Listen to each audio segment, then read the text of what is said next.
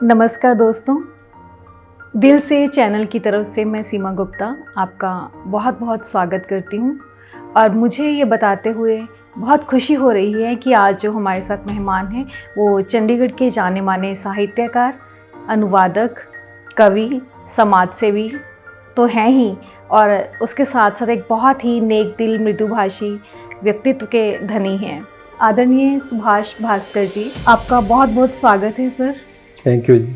आपने समय निकाला हमारे लिए। सुभाष भास्कर जी के बारे में मैं ये ज़रूर बताना चाहती हूँ कि भास्कर जी ब्लड बैंक सोसाइटी चंडीगढ़ से पिछले 25 सालों से जुड़े हुए हैं।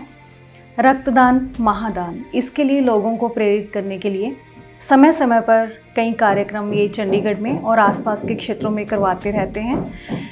कई साइकिल रैलियाँ भी करवा चुके हैं और एक साइकिल रैली इन्होंने चंडीगढ़ से दिल्ली तक की थी। तो इसके लिए सर को बहुत बहुत बधाई। जी थैंक यू मैडम। मैं वाकई ब्लड बैंक सोसाइटी से पिछले 25 साल से जुड़ा हुआ हूँ। सबसे पहले मैंने ना अपने एक दोस्त के लिए ब्लड डोनेट किया था, तो मुझे लगा था शायद पता नहीं ब्लड डोनेट करके क्या ये कितनी कमजोरी आ जाएगी, क्या होएगा। तो फिर मैं संपर्क में आया, मिसिस स्वरूप कृष्ण है यहाँ पर, पद्मश्री स्वरूप कृष्ण जी। तो वो सेक्रेटरी थे ब्लड बैंक सोसाइटी के। मैंने कहा मैडम मैंने ब्लड डोनेट किया है, अभी इसका ये कब पूरा होएगा। तो उन्होंने मुझे बिठा लिया, तो कहने लगे कि ये तो 24 आवर्स में कंप्लीट हो जाता है, यानी 24 घंटे में दिया हुआ रक्त आपका वापस बन जाता है पूरा, और आप हर 3 महीने के बाद ब्लड डोनेट कर सकते हो।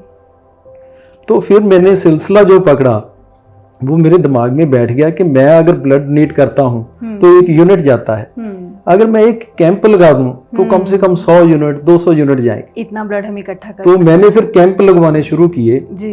जहां भी मेरे कोई दोस्त थे, मित्र थे, ऑफिसर्स थे, रिलेशंस थे, तो मैं कैंप लगवाता था।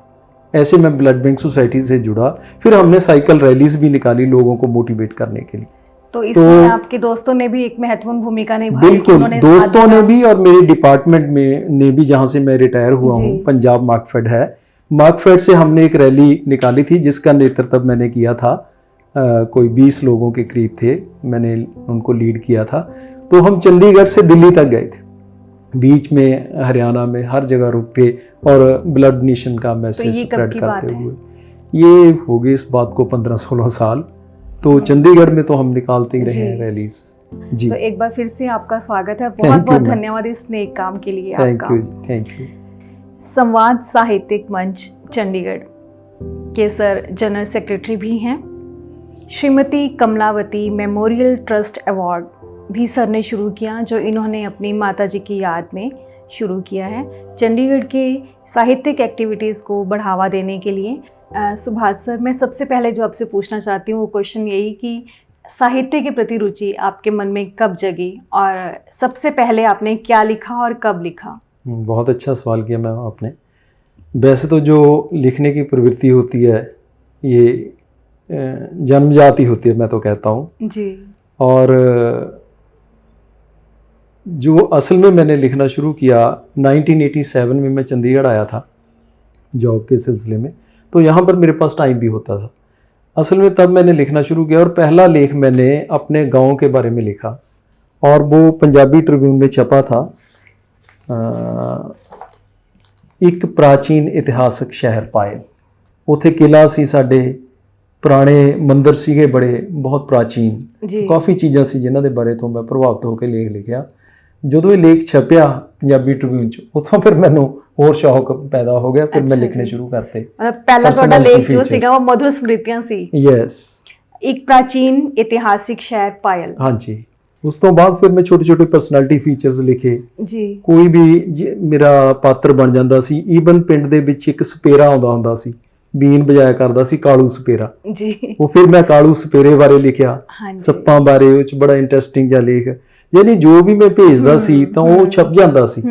उथों मैनू फिर लिखण दी जिहड़ा शौक पैदा हो, क्योंकि तुहाडे जो पात्र सी वो चुनिंदा मतलब है साडे अपने आस-पास साडे अपने बिल्कुल ही आम ओ सीगे पात्र, लेकिन उन्हां बारे पढ़ना, लिखना और समझना ओदे वास्ते भी एक नज़र दी जरूरत हुंदी है। बिल्कुल बिल्कुल। जो तुहाडे सी आपने बायोग्राफिकल, हिस्टोरिकल और कई ऐसे पर्सनैलिटी फीचर्स भी लिखे हैं। तो ये फीचर्स लिखने का विचार आपके दिमाग में कैसे आया, और जो भी आपने कुछ मेन चुनिंदा लोगों के ऊपर भी अच्छा काम किया है उनके बारे में भी कृपया हमें बताएं। जी, जो मैंने छोटे छोटे फीचर लिखता था, रेखा चित्र लिखता था, तो उसके बाद मैंने सोचा कि मैं बड़ा रेखा चित्र क्यों ना लिखूं, एक किताब के रूप में क्यों ना लिखूं। तो सबसे पहले मेरे जो जहन में आए वो आए नेक चंद जी, जिन्होंने चंडीगढ़ का नाम पूरे वर्ल्ड में फेमस किया हुआ था, लेकिन उनकी किसी ने बायोग्राफी नहीं लिखी थी। रॉक गार्डन पर तो बुक्स थी जी। लेकिन रॉक गार्डन के निर्माता पर कोई किताब नहीं। तो सबसे पहले मैंने जो किताब लिखी वो नेक चंद जी के ऊपर लिखी। सो रॉक गार्डन वाला नेक चंद ਉਹਦਾ ਹੈਡਿੰਗ ਸੀ, रॉक गार्डन वाला नेक चंद। और ये फिर ट्रांसलेट भी हुई हिंदी ਦੇ ਵਿੱਚ, ਬਿਜ ਸਾਹਿਬ ਨੇ ट्रांसलेट ਕੀਤੀ ਸੀ ਜੀ। ਸ਼੍ਰੀ ਪ੍ਰੇਮ ਬਿਜ ਸੈਕਟਰੀ ਸੀਗੇ ਸਾਹਿਤ ਅਕੈਡਮੀ ਚੰਡੀਗੜ੍ਹ ਦੇ, ਉਹਨਾਂ ਨੇ ਹਿੰਦੀ 'ਚ ਵੀ ਟ੍ਰਾਂਸਲੇਟ ਕੀਤੀ। ਸੋ ਇਸ ਤਰ੍ਹਾਂ ਫਿਰ ਮੈਨੂੰ ਨਾ ਇੰਟਰਸਟ ਪੈਦਾ ਹੋਇਆ। ਫਿਰ ਮੈਂ ਜਿਹੜੀ ਸੈਕਿੰਡ ਲਿਖੀ वो ਸੀਗੀ जीवनी प्रोफेसर KN पाठक। अब आप पूछोगे कि मैंने ये इनकी बायोग्राफी क्यों लिखी, बिल्कुल तो इसके बारे में, हाँ, इसके बारे में ना एक लेख छपा था इंग्लिश ट्रिब्यून में जी। मैडम रीटा शर्मा, हम बड़े सीनियर जर्नलिस्ट थे, from village boy to scholar. Okay, वो लेख मैंने पढ़ा, मुझे बहुत अच्छा लगा कि एक विलेज में पैदा हुए उत्तर प्रदेश के बहुत ही इंटीरियर गांव में जी, और बल्कि ये कहते थे कि रोटी भी प्रॉपर घर में बनती नहीं थी, बासी खिचड़ी खाकर कई बार गुजारा करते थे। तो वो वाइस चांसलर बने पंजाब यूनिवर्सिटी के, ये मेरे लिए बड़ी बात थी, एक लंबा सफर। और हाँ, तो फिर मैंने इनको मैं मिला, इन्होंने बहुत सपोर्ट किया और फिर मैंने किताब लिखी। सो इसका फिर अनुवाद भी हुआ हिंदी में भी, इंग्लिश में भी, रादर इंग्लिश में भी ये किताब फिर ठीक है, मतलब इस किताब का अनुवाद इंग्लिश में भी हुआ और हिंदी में भी हुआ। हाँ, सो फिर मैंने उसके बाद मैंने फिर राइटर हैं यहाँ पर, बड़े ही नामी राइटर हैं हिंदी के, डॉक्टर वीरेंद्र मेहंदी रत्ना जी।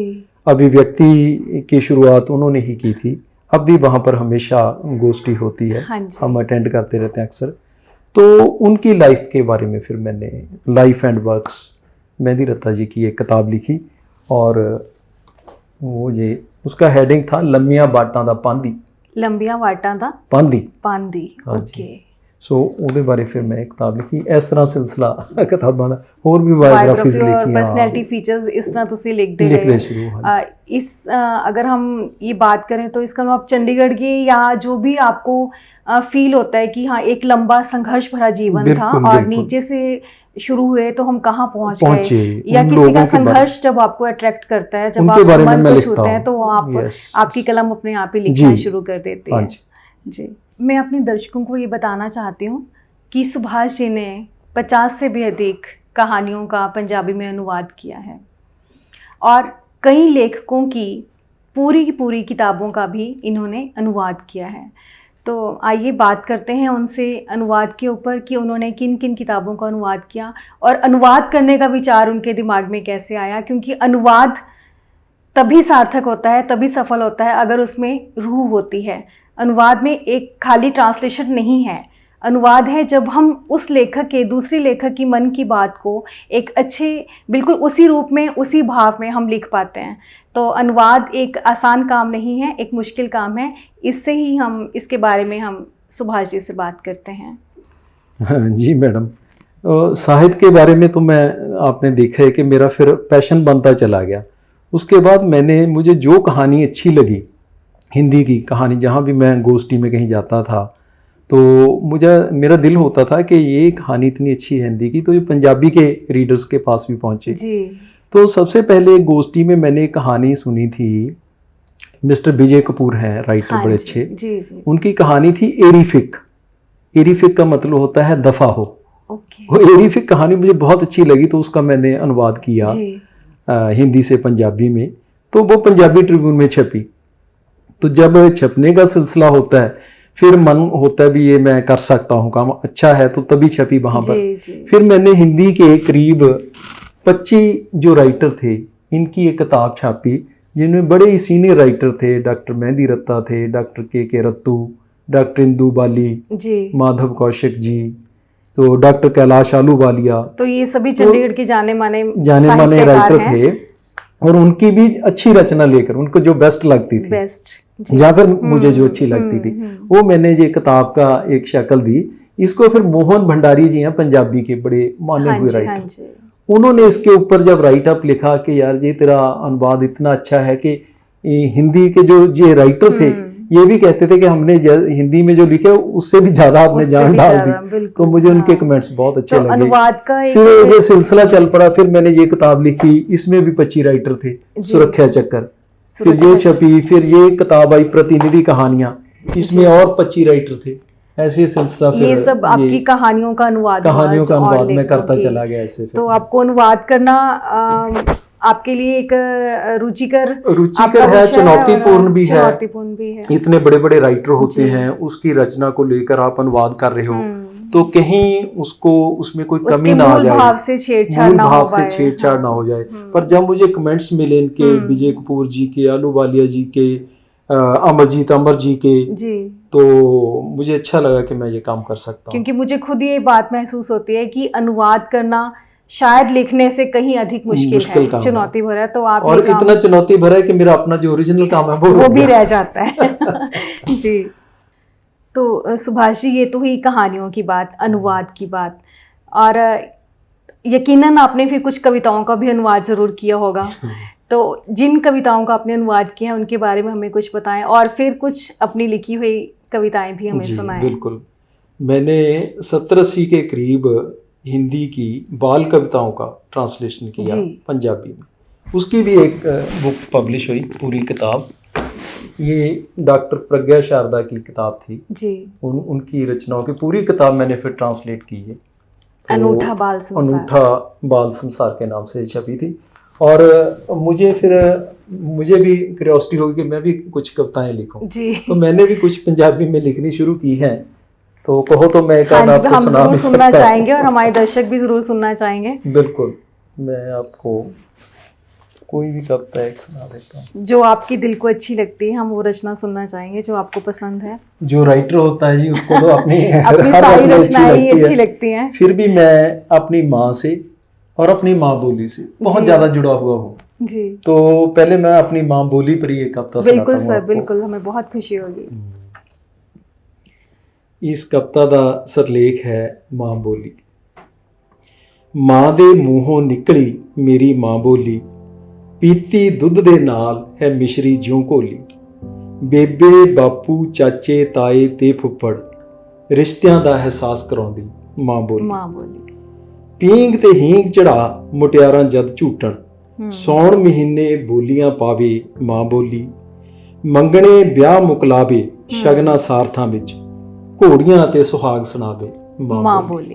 वाह, बहुत सुंदर है। सत समुद्रों पार भी बीरो पहुंच गई जी। स्टेशन ते साउथहाल लिखाउंदी माँ बोली।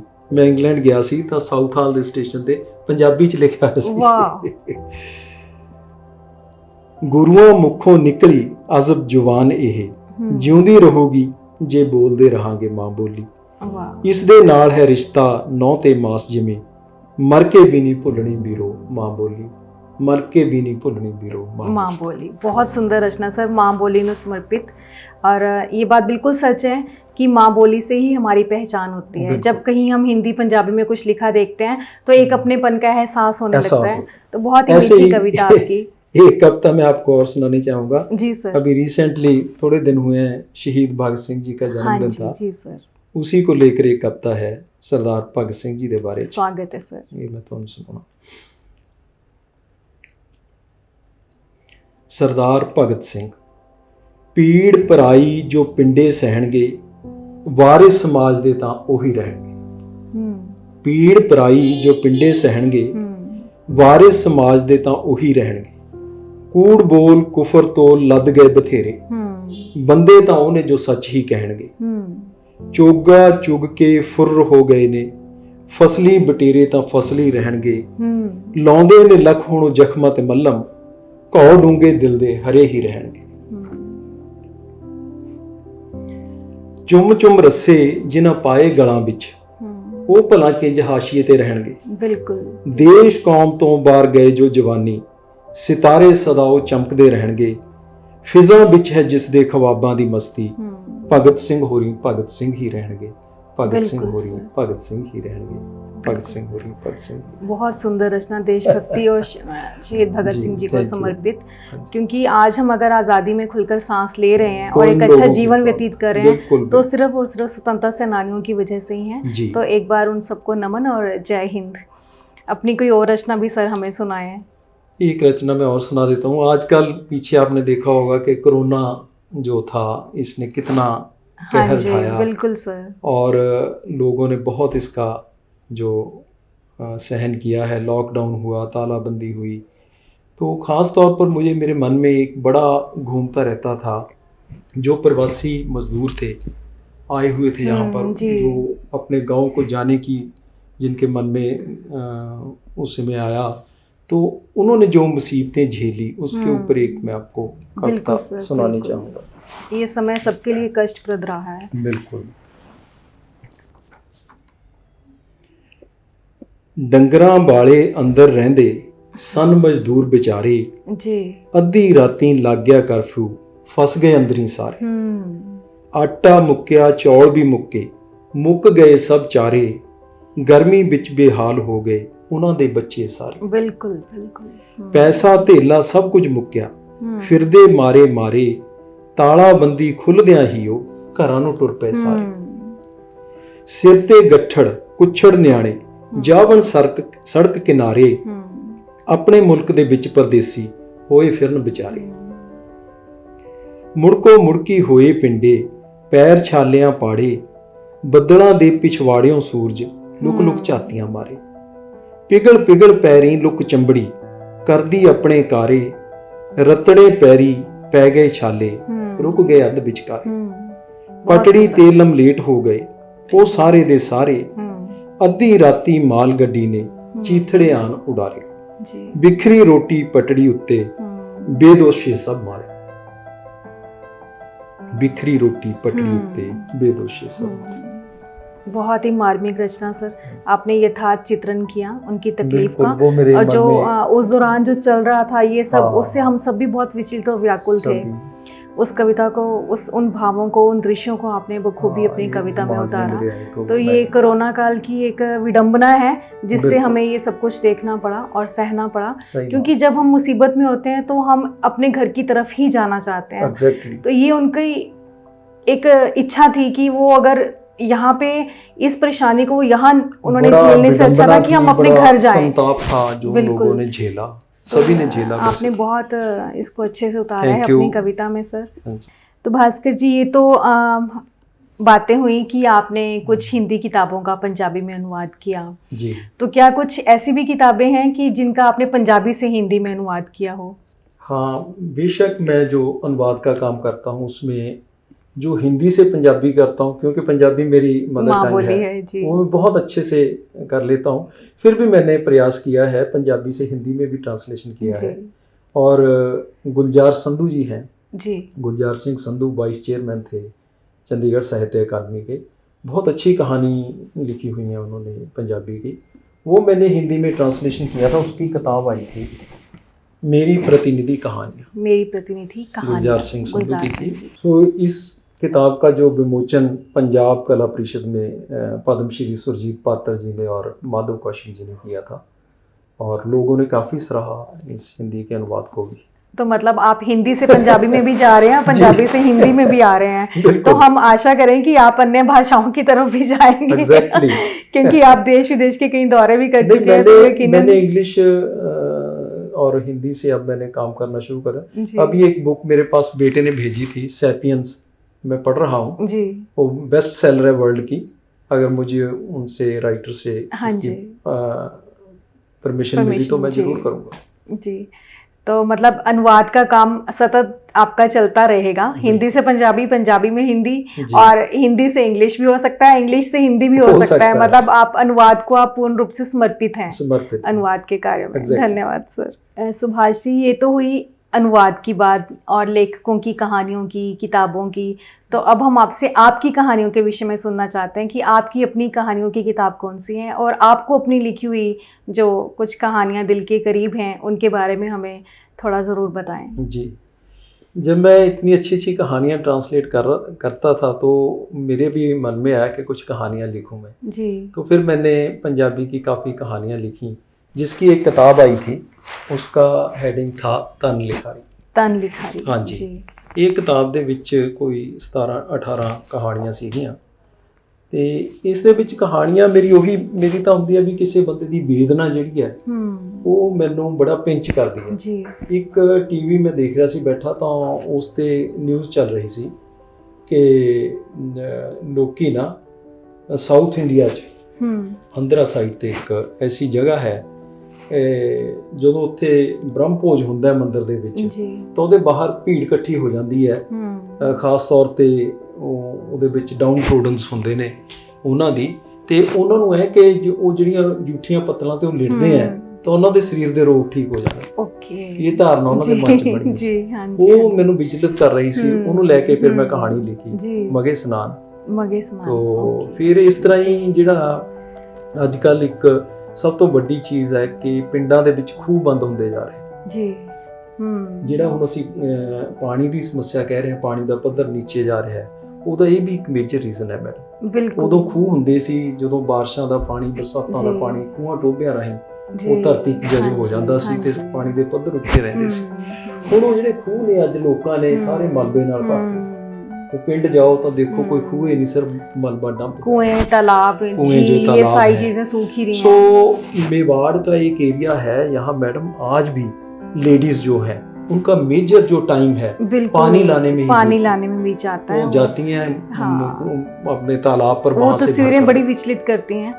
उस पर मैंने कहानी लिखी थी ख्वाजा खिजर जी। तो ख्वाजा खिजर में मैंने यही बताया था कि कुछ लेडीज वहाँ की उस साइड की आगे आई जिन्होंने लोगों को मोटिवेट किया कि आप इतनी दूर घड़े भरकर पानी लेकर आते हैं, फिर वो गंदा पानी होता है, बीमारियां लगती हैं उससे, तो क्यों ना अपने कुएं साफ किए जाएं दोबारा से। तो उन्होंने एक लहर बनाई, तो बहुत से कुएं उन्होंने साफ किए और दोबारा लोग अब कुएं से पानी भरते हैं वहाँ पर। जो हमारी परंपरा भी है, हमारे सभ्याचार से भी जुड़े हुए हैं, गीत हैं बड़े ऐसे उसके, उस पर मैंने कहानी लिखी। तो कुछ मेरी कहानियां वो पर्सनालिटी फीचर टाइप ही आ जाती हैं। मेहंदी रत्ता जी की लाइफ पर एक कहानी है, पांदी, मोहन भंडारी जी हैं, और धन लिखारी है जी, माधव कौशिक जी की लाइफ के बारे में मैंने लिखी थी। अच्छा जी। अमरजीत अमर के बारे में भी मैंने कहानियां ऐसी कई लिखी कहानियां। क्योंकि कहानियां तो हमारे आसपास बिखरी ही रहती हैं। बिल्कुल। हर चेहरे की अपनी कहानी है, हर घर की तो अब मेरी इच्छा है कि मैं अनुवाद से थोड़ा सा विराम लेकर कुछ अपनी कहानियों की, बिल्कुल हमें इंतजार रहेगा सर आपकी अपनी कहानियों की किताब का जी। सुभाष जी, आपने कई विदेशी दौरे किए, जैसे England, Australia, France, Switzerland, Belgium, जैसे आप कह रहे थे। तो कई इन विदेशी दौरों के दौरान ऐसा नहीं हो सकता कि कोई लेखक या कवि साहित्यिक गतिविधियों से दूर रह सके, क्योंकि हर देश में लिटरेरी एक्टिविटीज़ तो चलती ही रहती हैं। तो अपने कोई ऐसे यादगार अनुभव जो आपके विदेश में हुए हों साहित्य को लेके? जी बिल्कुल, विदेश में जाना हुआ मेरा ज़्यादातर बेटे की वजह से। मेरा बेटा है ईशान भास्कर, वो लंदन में है, बड़ी अच्छी कंपनी में वेल प्लेस्ड है वहाँ पर, तो उसके पास हम गए थे। तो वाकई आपने सही बात पकड़ी कि जो लेखक है उसको तो अपने लेखक नहीं रह सकता। तो मुझे वहाँ मिले मैडम कलवंत कौर ढिल्लों जी, बहुत अच्छे राइटर हैं, और राइटरों के बारे, पंजाबी लैंग्वेज के बारे उन्होंने वहाँ पर बहुत काम किया। जैसे कि मैंने बताया कि साउथ हाल में तो स्टेशन पर साउथ हाल पंजाबी में लिखा हो, किसी कंट्री दूसरे कंट्री में आपकी लैंग्वेज में नाम लिखा हो, ये बड़ी बात है, बहुत बड़ी बात है। तो उनके पास मैं वहाँ गया, तो अगर सच पूछो तो ये मेरी जो किताब थी ना तन लिखारी जी, ये वहीं पर रिलीज हुई थी। अच्छा। साथी लुधियानवी जी ने और सभी लोगों ने मिलकर ना राइटर इकट्ठे होकर वहाँ ये किताब रिलीज की। 2 किताबें मैंने मेरी, एक वहाँ अनुवाद की किताब भी रिलीज हुई जी। एक अंतन चेखव हैं राइटर, रशिया के बड़े माने हुए, मुझे बहुत पसंद है पर्सनली, बहुत बेहतरीन कहानियां उन्होंने लिखी। और जिनका अनुवाद पंकज मालविया जी ने, हाँ जी, प्रोफेसर मालविया जी ने जी। बहुत अच्छे से किया। जी। मैंने उन कहानियों को पंजाबी में अनुवाद किया। तो वो किताब मेरी पूर्ण चंद बडाली जी ने वो साउथ हॉल में रिलीज जी, की थी। वडाली ब्रदर्स के पूरनचंद बडाली, वडाली हाँ, जी। बडाली जी ने वहाँ पर बहुत बड़ी पद्मश्री बात है, सम्मान। उन्होंने रिलीज की थी वहाँ पर। जी। ये किताब भी बाहर रिलीज हुई तो लेखकों का मिलना जुलना बाहर रहा मेरा। बाहर रहा, क्योंकि वही बात है कि हमें अपनी पसंद के लोग कहीं मिल जाएं तो हमें बिल्कुल, बहुत खुशी होती है, और बहुत। हमारी कहीं की भी कोई और यात्रा है मेरा वो जिससे सफल हो ज्यादा समय जाती उन्हीं है। के पास फिर भी था। जी, ये बहुत खुशी की बात है कि आपकी 2 किताबों का विमोचन विमोचन भी विदेश वहाँ। यात्रा के दौरान हुआ। बिल्कुल बिल्कुल। तो आपके लिए विदेश तो जो ये विदेशी दौरा था आपका सफल वो रहा। सफल रहा हम ये कह सकते हैं। भास्कर सर की कहानियाँ, लेख और कविताएं समय समय पर चंडीगढ़ के जाने माने अखबारों में छपती ही रहती हैं, चाहे वो प्रीतलड़ी मैगज़ीन हो, हरकारा मैगज़ीन हो, अजीत अखबार हो, पंजाबी ट्रिब्यून हो। तो हमें समय समय पर उनकी रचनाओं को पढ़ने का मौका मिलता रहता है। वैसे तो सुभाष भास्कर सर को चंडीगढ़ और आसपास के जाने माने कई महत्वपूर्ण शहरों में सर को कई अवार्ड्स और सम्मान मिल चुके हैं, पर मैं कुछ खास सम्मानों के बारे में यहाँ बताना चाहती हूँ कि 2004 में पंजाब सरकार प्रमाण पत्र, गोल्ड मेडल और 11,000 रुपये का कैश सम्मान कैप्टन अमरिंदर सिंह जी द्वारा प्रदान किया गया, जो इन्होंने ब्लड बैंक सोसाइटी चंडीगढ़ को थैलीसीमिक बच्चों के सेवा में ये राशि उन्हें उपलब्ध करवाई ताकि उन बच्चों का अच्छे से इलाज हो सके। 26 जनवरी 2000 को सर को चंडीगढ़ एडमिनिस्ट्रेशन के द्वारा कमेंडेशन सर्टिफिकेट भी दिया गया। ISPTI नेशनल कॉन्फ्रेंस बेंगलोर में हेल्थ मिनिस्टर के द्वारा AN Kashyap award for social activities भी सुभाष सर को दिया गया। सुभाष जी, आपने 5 साल पहले कमलावती भास्कर मेमोरियल अवार्ड शुरू किया था, तो ये अवार्ड आपने अपनी माता जी को डेडिकेट किया है, तो इस अवार्ड के बारे में हम कुछ जानना चाहेंगे। जी, ये वैसे तो अपने माँ बाप का जो कर्ज है हम नहीं चुका सकते किसी भी तरह, खास तौर पर माँ का तो कुछ चुका ही नहीं सकते। बिल्कुल। तो मेरे मन में एक विचार आया कि क्यों ना मदर के नाम से एक मैं अवार्ड शुरू करूं। तो फिर मैंने ये अपनी मदर के नाम से माता कमलावती मेमोरियल भास्कर अवार्ड शुरू किया था। तो ये 5 साल पहले शुरू किया था। सबसे पहले रिसिपिएंट थे इसके डॉक्टर मेहदी रत्ताई, इन्हीं से शुरू किया था हमने। फिर उसके बाद मोहन भंडारी जी को दिया गया, फिर माधव कौशिक जी को भी दिया गया ये अवार्ड। उसके बाद ऐसे सिलसिला चलता रहा। लास्ट ईयर ये दिया था निंदर कुग्याल, पंजाबी के एक पंजाब कला भवन के बहुत ही जाने माने जो राइटर हैं, जिन्होंने बहुत अच्छा मतलब के वार्तक लिखी है। बड़ी किताबें उनकी, जजदार दली और अच्छी अच्छी किताबें उन्होंने पंजाबी साहित्य को दी हैं, उनको दिया गया था। फिर इस बार जो ये अवार्ड है जो मैं बता रहा हूँ कि लेडी कुलवंत कौर ढिल्लों, हाँ जी, ये इंग्लैंड में बहुत काम कर रहे हैं, तो इस बार का अवार्ड ये मैडम कुलवंत कौर ढिल्लों को साहित्य के प्रति समर्पित है कुलवंत जी, इंग्लैंड में जो भी कोई साहित्यिक गतिविधियों के लिए और सोशल एक्टिविटी के लिए अवार्ड देते हैं हर साल। तो आप मतलब जो लोग अच्छा काम समाज के प्रति जागरूक हैं, समाज को किसी भी रूप में वो कुछ दे रहे हैं, चाहे लिटरेचर में खास तौर पर समर्पित लोगों को आप ये अवार्ड देते हैं। इसके लिए आपको बहुत बहुत बधाई और शुभकामनाएं कि ये अवार्ड का सिलसिला आपका यूं ही चलता रहे। सुभाष जी, आपने हमारे लिए समय निकाला, ये हमारे लिए बहुत खुशी की बात है। हमें प्रसन्नता हुई आपसे मिलके, आपसे आपकी किताबों के बारे में, आपके अनुवाद के बारे में, कहानियों के बारे में, कविताओं के बारे में बात करके, और हमें प्रेरणा भी मिली कि समाज के प्रति, समाज से जो हम लेते हैं और हमें कुछ ना कुछ देना भी चाहिए समाज सेवा के किसी भी रूप में, चाहे वो आप रक्तदान के रूप में करते हैं या हम किसी को खाना खिलाकर करें, किसी भी रूप में हम जो समाज से प्राप्त करते हैं हमें वो समाज को देना चाहिए। तो हमें आपसे ये अच्छे काम करने की भी प्रेरणा मिली और अनुवाद के बारे में बहुत कुछ सीखने, जानने और समझने को मिला। और आपकी कहानियाँ मगे स्नान ने मुझे ये वाकई बहुत विचलित किया, और आपकी एक वो कहानी जो आपने ख्वाजा खिजर, वो इंटरेस्टिंग स्टोरी है। कई बार ऐसा हुआ है कि अखबार में हमने कभी ऐसी तस्वीरें देखी हैं कि राजस्थान की जो बिल्कुल ही वो पानी लाने के लिए इतनी मेहनत करती हैं। बिल्कुल, इसमें मैं अब कई अच्छे अच्छे जो राइटर हैं हिंदी के यहाँ के, उनको बहुत अच्छी लगी ये कहानी जी। और बहुत से राइटरों ने ये मेरी कहानियां ट्रांसलेट की हैं। हाँ जल्दी जी। इसका हिंदी वर्जन अब आने वाला है। हम उसका क्योंकि हम हिंदी पढ़ने वाले हाँ, ज़्यादा थोड़ा बिल्कुल। कंफर्टेबल हैं, तो आपको ख्वाजा की जल्दी हिंदी में मिलेगी मेरे को अब। ज़रूर आप देना, मुझे इंतज़ार रहेगा उसका।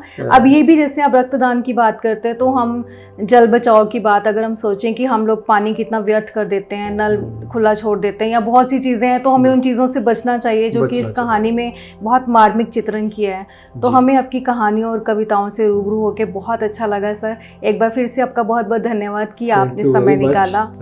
मैडम सीमा गुप्ता जी, आपका धन्यवाद। आप आए और मेरे जो काम किए हुए थे उनको लोगों के सामने पहुंचाया, ये बहुत अच्छी बात है मेरे लिए।